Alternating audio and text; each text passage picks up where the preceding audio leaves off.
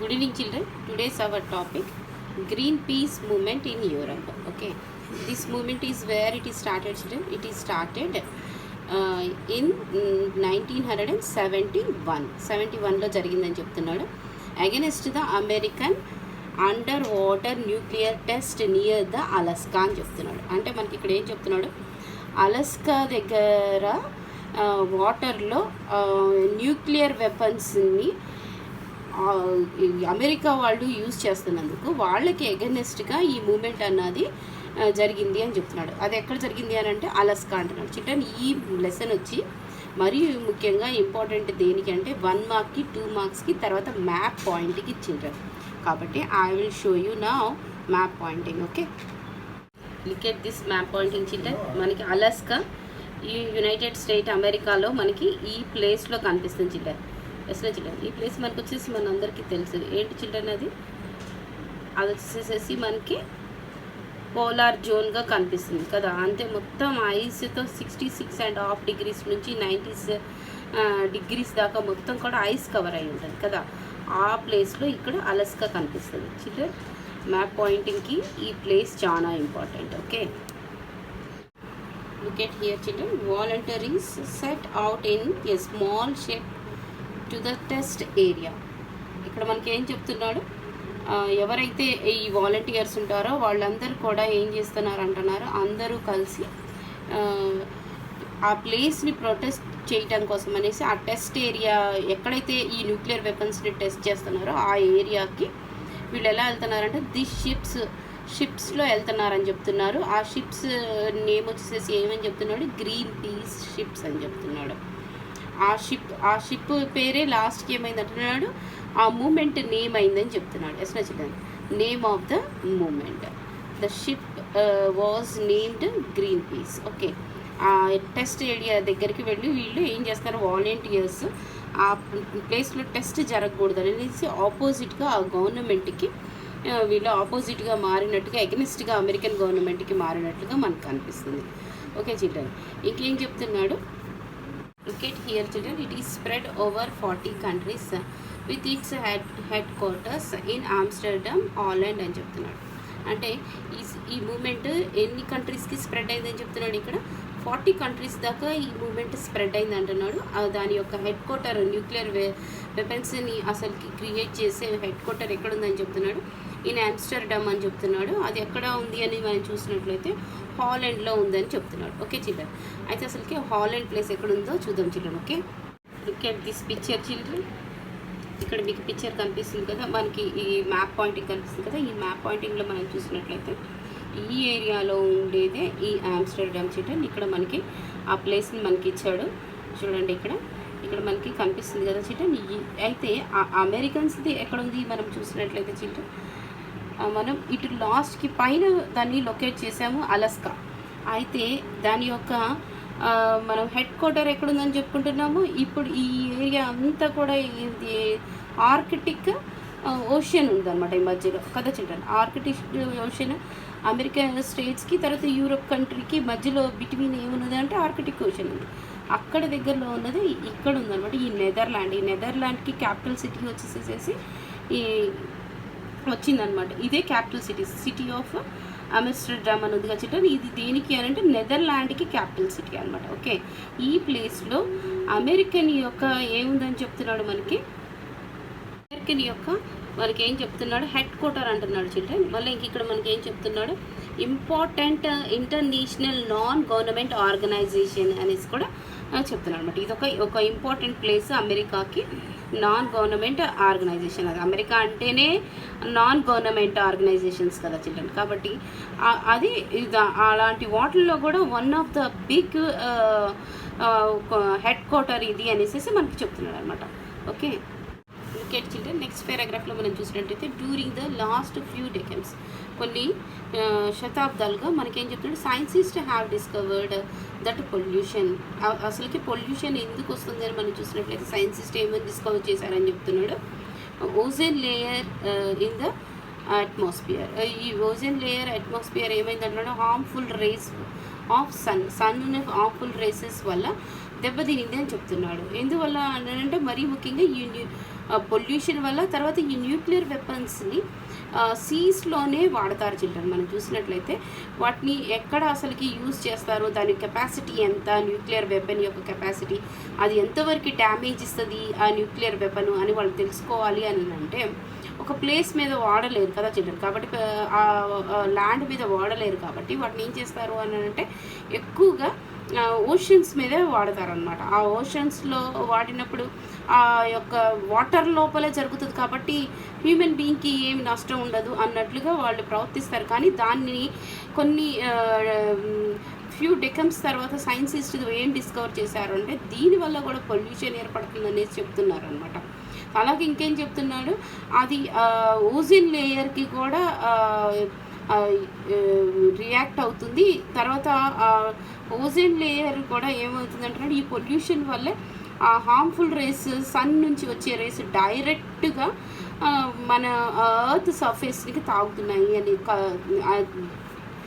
Earth surface మీద పడుతున్నాయి, అవి హార్మ్ఫుల్ రేస్గా ఉన్నాయి హ్యూమన్ బీయింగ్స్కి అని చెప్తున్నారు అనమాట.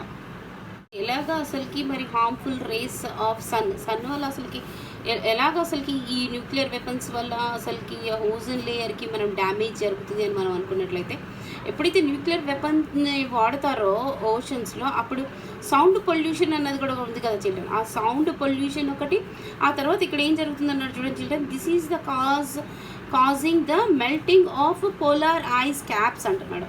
ఆ ఒక ఇప్పుడు న్యూక్లియర్ బాంబ్స్లో ఏముంటుంది చిల్డ్రన్, ఎక్కువ హీట్ ప్రొడ్యూస్ చేస్తుంది, తర్వాత ఫైర్ ఎక్కువగా వస్తుంది. కాబట్టి దానివల్ల ఏం జరుగుతుంది అంటున్నాడు, ఈ పోలార్ ఐస్ క్యాప్స్ అన్నీ కూడా ఏమైపోతున్నాయి అంటున్నాడు, మెల్ట్ అయిపోతున్నాయి అంటున్నాడు. ఈ మెల్ట్ అయిపోయిన వాటర్ అంతా కూడా ఏమైపోతుంది అని అంటున్నాడు, ఈ ఓషన్స్లో వాటర్ ఎక్కువగా పెరిగిపోతుంది అంటున్నాడు. ఆల్రెడీ ఓషన్స్లోకి వాటర్ రివర్స్ ద్వారా తర్వాత సీస్ ద్వారా ఫిల్ అయ్యి ఉంటుంది. అలాంటిది ఆ డిపాజిట్స్ కాకుండా ఇంకా ఈ పోలార్ జోన్స్లో ఈ మనకి వచ్చేసి పోలార్ జోన్స్ వచ్చేసి 2 ఉంటాయి. నార్త్లో ఒక పోలార్ జోన్ కనిపిస్తుంది, మనకి సౌత్లో కూడా కనిపిస్తుంది చిల్డ్రన్. ఇలాంటివి ఎప్పుడైతే న్యూక్లియర్ వెపన్స్ని వీళ్ళు వాడుతూ ఉంటారో ఆ టైమింగ్లో ఏమవుతుంది అంటున్నాడు, ఆ వాటర్ లెవెల్ ఇంకా ఇంక్రీజ్ అయిపోతుంది అంటున్నాడు. ఇంక్రీజ్ అయిపోయినప్పుడు ఏమవుతుంది అంటున్నాడు, ఇక్కడ చూడండి children, land in the coastal areas all over the world, అవన్నీ ఏమైపోతాయి, దాని లోపలికి మునిగిపోతాయి అనమాట. వాటర్ మొత్తం కూడా కోస్టల్ ఏరియాలని ముంచేస్తాయి, ఫ్రెష్ అవుట్ చేసి పడేస్తాయి అనమాట. ఈ విధంగా కూడా జరుగుతుంది అని చెప్తున్నాడు. ఇది మనం చూసినట్లయితే చిల్డ్రన్ ఈ మూమెంట్ ఎక్కడ జరిగిందని చెప్తున్నాడు, యూరోప్లో జరిగింది అంటున్నాడు కదా చిల్డ్రన్. అయితే ఇక్కడికి వచ్చేసరికి మనం చూసినట్లయితే countries like Bangladesh, Sri Lanka, Mauritius, India, Indonesia were very large number of the people living along the sea coastal will face several problems of flooding and సబ్మార్జినల్స్ అని చెప్తున్నాడు. అంటే ఏంటి, ఇక్కడ యూరోప్లో జరిగిన న్యూక్లియర్ వెపన్స్ యూసేజ్ని బట్టి ఎక్కడ ఆ ఎఫెక్ట్ కనిపిస్తుందని చెప్తున్నాడు చిల్డ్రన్. బంగ్లాదేశ్, శ్రీలంక, తర్వాత మారిషియస్, తర్వాత ఇండియా, ఇండోనేషియా, ఈ కోస్టల్ ఏరియాస్లో ఏమవుతుంది అంటున్నాడు, ఇక్కడ వచ్చేసేసి అవి ఫ్రెష్ అవుట్ చేసేస్తాయి అని చెప్తున్నాడు. ఇక్కడ ముంపు అన్నది కనపడుతుంది అని చెప్తున్నాడు. ఓకేనా చిల్డ్రన్, అంటే అక్కడెక్కడో యూరోప్లో జరిగింది, ఇక్కడ దాకా ఎఫెక్ట్ చూపిస్తుంది అంటే మొత్తం వరల్డ్ త్రూ అలాంటి ఎఫెక్ట్ ఉంది అనేసి మనకు అర్థమవుతుంది అనమాట చిల్డ్రన్. ఇక్కడ మనకి ఒక వెబ్సైట్ ఇచ్చాడు, దీని గురించి చూడమని చెప్తున్నాడు. దాన్ని నేను ఇప్పుడు మీకు చూపిస్తాను children. Okay, cricket this picture children, మనకు అక్కడ వెబ్సైట్లో ఇచ్చిన ఇవే అనమాట.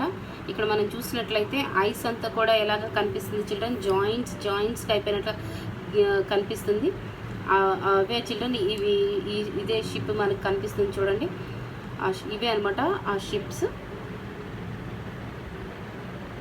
ఇక్కడ మనకి ఐస్ అంతా కూడా మనకి ఎట్లా కనిపిస్తుంది, జాయిన్ ద ఓషన్లో ఉన్న అక్కడున్న ఆర్కిటిక్ ఐస్ జోన్ మొత్తం కూడా చిన్న చిన్న బిట్స్గా జాయిన్ అయిపోయి ఓషన్లో కలిసిపోతున్నట్లుగా మనకు కనిపిస్తుంది.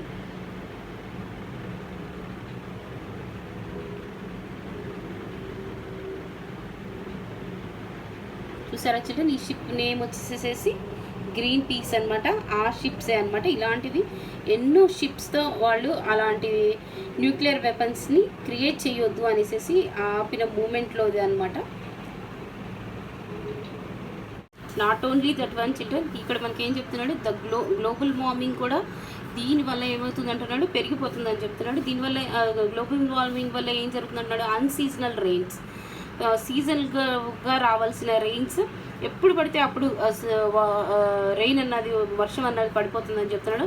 తర్వాత యాక్సెస్ రెయిన్ అండ్ అధిక వర్షాలు కూడా పడుతున్నాయి అని చెప్తున్నాడు మనకి. తర్వాత డ్రాట్, ఈ డ్రాట్ వచ్చేసేసి మనం చూసినట్లయితే కరువులు కూడా ఏర్పడుతున్నాయి అని చెప్తున్నాడు. ఇదంతా కూడా గ్లోబల్ క్లైమేట్ కూడా చేంజ్ అయిపోతుంది అని చెప్తున్నాడు.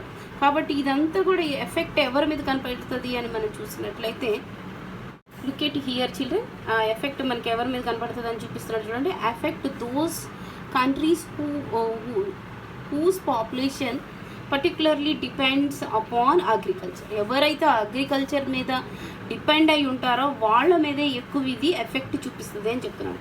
అలా అగ్రికల్చర్ మీద ఎక్కువగా ఎఫెక్ట్ అయి ఉండేది ఎవరు చిల్డ్రన్, ఇండియా, తర్వాత వచ్చేసి చైనా, తర్వాత రష్యా.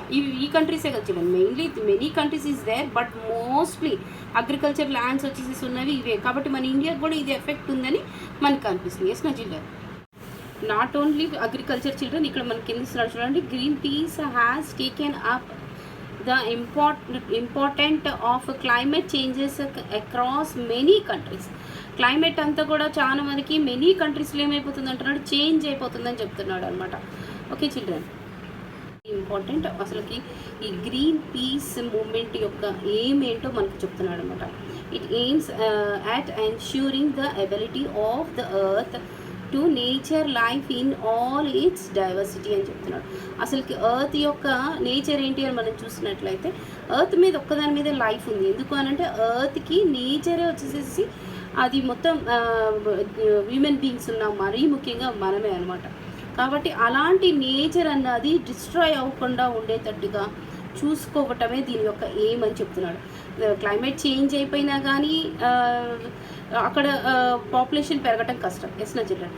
అలాగే మనం చూసినట్లయితే అవి సీస్లో ఓషన్స్లో వాటిని యూజ్ చేస్తున్నారు. కాబట్టి సీస్లో ఓషన్స్లో ఉండే ఫిషెస్ ఇవి అవన్నీ కూడా ఏమైపోతాయి చిల్డ్రన్, అవి కూడా అన్నీ చనిపోతూ ఉంటాయి. ఎస్ నా చిల్డ్రన్. అలాగే అలాంటి ఫిష్లు తిన్నప్పుడు ఆ ఎఫెక్ట్ ఎవరి మీద ఉంటుంది, మళ్ళీ హ్యూమన్ బీయింగ్స్ మీద ఉంటుంది. కాబట్టి ఎన్నో ప్రాబ్లమ్స్ అన్నాయి వస్తాయి అని చెప్తున్నాడు. మళ్ళీ తర్వాత అన్సీజనల్ రెయిన్స్ వస్తాయి అని చెప్తున్నాడు, యాక్సెస్ రెయిన్ ఉంది అంటున్నాడు, డ్రాఫ్ట్ వచ్చిందని అంటున్నాడు. Not only in our countries children, it is to happen through the world మొత్తానికి ఇలాంటి ప్రాబ్లం అన్నది వస్తుంది అని చెప్తున్నారు. కాబట్టి ఈ మూమెంట్ని తీసుకొచ్చారని చెప్తున్నాడు అనమాట. ఓకే,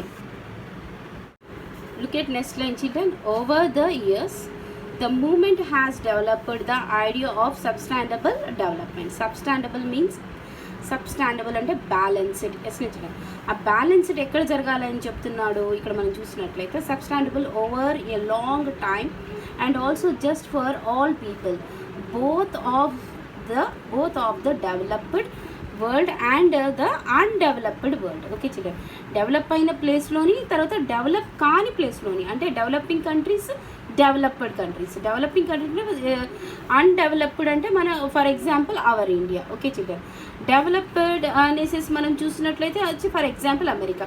ఇలాంటివి కంట్రీస్ కూడా ఏం చేయాలంటున్నాడు, ఈ సబ్స్టాండబుల్ డెవలప్మెంట్ రెండింటిని గుర్తుంచుకోవాలి. డెవలపింగ్ కంట్రీస్ని కూడా గుర్తుంచుకోవాలి.